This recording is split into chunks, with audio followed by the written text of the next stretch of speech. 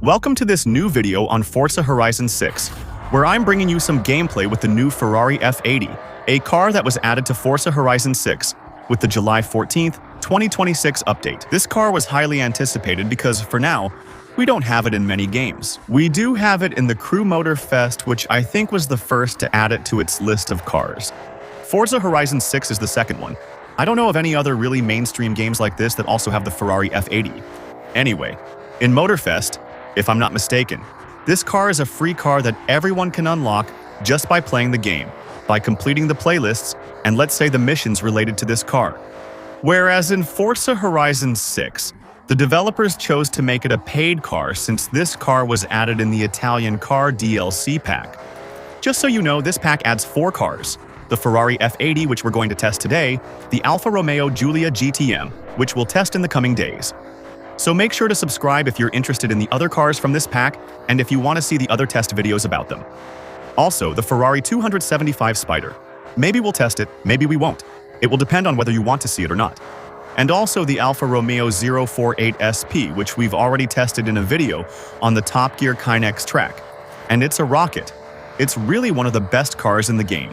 The pack is sold separately for $4.99, but it's also included in the Forza Horizon 6 Premium Edition. The Premium Edition, which I should mention is actually cheaper, much cheaper in fact, through my instant gaming link that will be below this video. You can save 40 euros on it. Here we have a Ferrari with a twin-turbo V6 hybrid engine.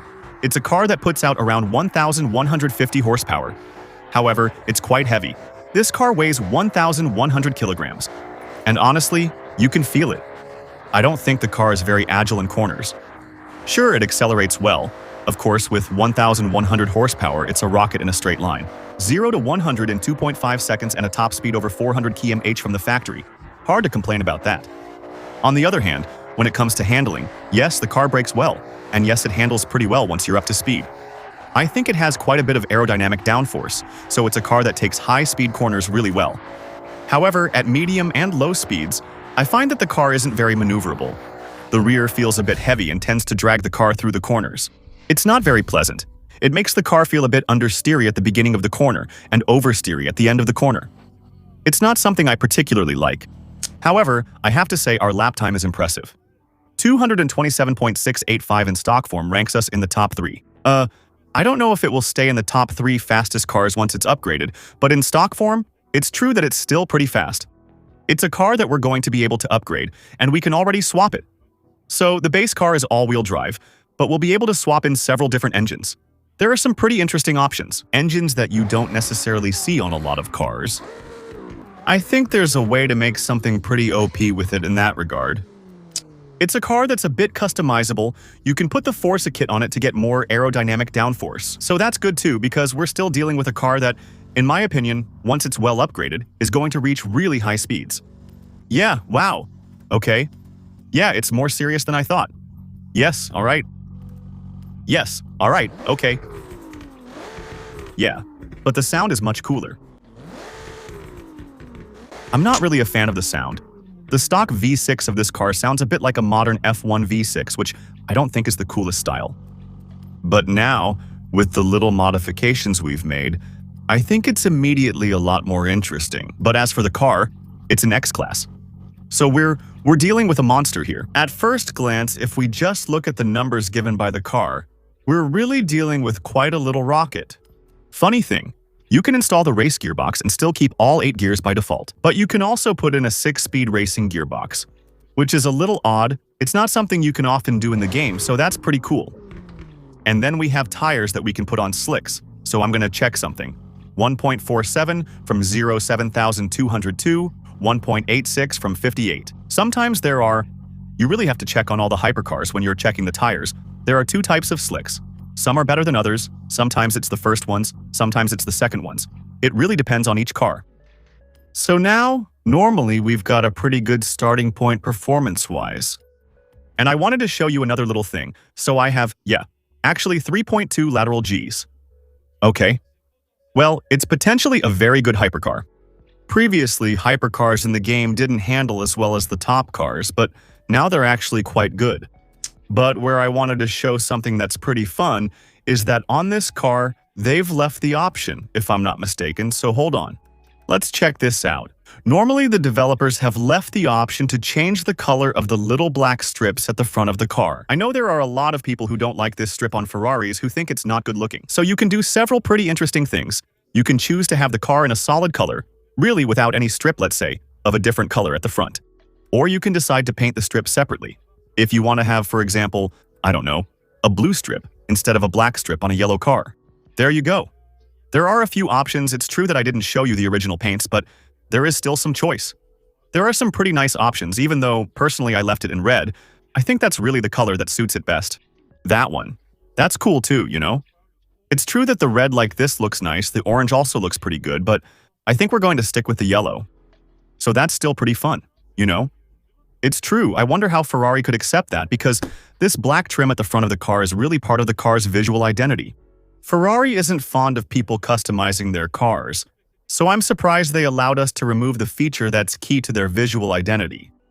But listen, here we go. We're going to see together what kind of time we can achieve with this car. I think we're going to do pretty well. Wow, the acceleration. Okay, this car is actually insane. So originally I didn't like the feeling at all, but now, I don't know if it's because of the tuning or just the upgrades, whether that alone would have been enough to get this result. But now, yeah. It's much more pleasant to drive and it performs a lot better. That heavy feeling in the corners we had earlier, it's really gone now. And the acceleration it has now, damn. Yeah, it's not bad. I think we've got a good car here, definitely pay to win again, but we'll see. Again, pay to win isn't always the case. It's true that, for example, if a car is only the second best in its category, you can't really call it pay to win. Maybe this car is just really fast without necessarily being the best in its category. But damn, wow. It's glued to the ground, it's crazy. I have to admit, I wasn't expecting that. It's not a car I particularly like, the Ferrari F80. I have to admit, I preferred the time when Ferrari maybe made less powerful cars. But Ferrari used to put V12s everywhere. That was really Ferrari's V12 hypercar, its V12 supercar. It was something a bit out of the ordinary. Probably, from a pure engineering standpoint, the F80 is an incredible car. I know they've used Formula One technology. I know it's a car that's actually excellent to drive right now. But it's a car that doesn't hype me up, especially because of the whole exterior aesthetic of this car, which is weird. But it's true that, wow, in the game, it's still a pretty wild beast. It's true that it really drives like really like a race car, actually. That's not necessarily common for this kind of car. But wait, what the fuck, guys? We ran a 2-minute lap, and guys, we just got the best lap time I've ever set on the Equinox. What the fuck? Wait, I wasn't expecting that.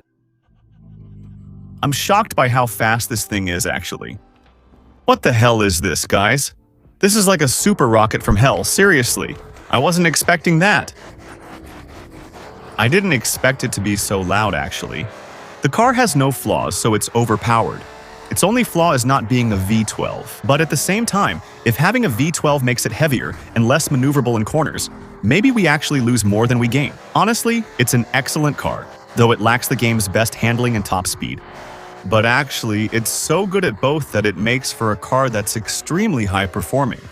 We outperformed every other car I've tested on the Equinox Top Gear track. Now, we're still going to see if with the swaps, maybe we can get more power. Even more, let's say, a good power-to-weight ratio. There are a lot of swaps. We're going to try them all in the garage to see what their performance potential is. We won't test them all. I don't even know if we'll test one. Actually, the thing is, this car seems to have so much performance with the stock engine that I don't think we can get better than that. But we'll check anyway. Here, I'm looking. We gain 4 kilos but lose 400 horsepower, so it's not very interesting. We have the engine from Toyota. Not really, let's say. There's no point in testing it. We have a biturbo here, but I don't even know where it's from. Yes, that's the engine from, I think, if I'm not mistaken, the FXK Evo, or something like that. It gives us 1,367 horsepower, but it's still much heavier. In fact, it's less powerful and heavier than the base engine. And then, we have the 4-liter twin-turbo V8. I'm not sure where it comes from. It sounds a bit like a McLaren. Maybe it's a McLaren engine. That's not impossible, even though it would be weird. Let's see. A lot of very powerful engines on that car, but actually, clearly, They're each heavier and ultimately less powerful than the base engine. So clearly, it's a monster. What I suggest we do now is a top speed test, because since the car reached 430 with the aero really maxed out, I think it can go even faster without the handling-focused aero setup. From there, we'll go up the slope to test it. The VMAX of our car, our F80, which as you can see is really super overpowered and surprisingly fast. Considering the fact that this isn't a race car and that usually the best cars in Forza Horizon 6 are race cars. So, we're going to test that. Just before, let me remind you, don't forget that if you enjoy my videos, you can support my channel by following me on Twitch for the next live streams. Follow and use your Prime to support my channel for free.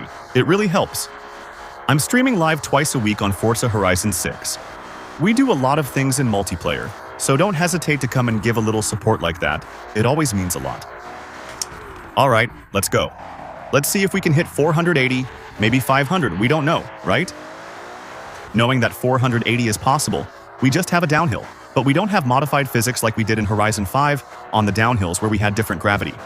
It's just the game's base gravity and we're going downhill. Alright, for now, we've confirmed 450. We've confirmed 460 as well. It'll do 470, but not much more than that though. Right? 474. 474 is the max we can get. It's already pretty good, but it's not that overpowered either. I mean, it's far from some cars in the game that can reach 530 km/h.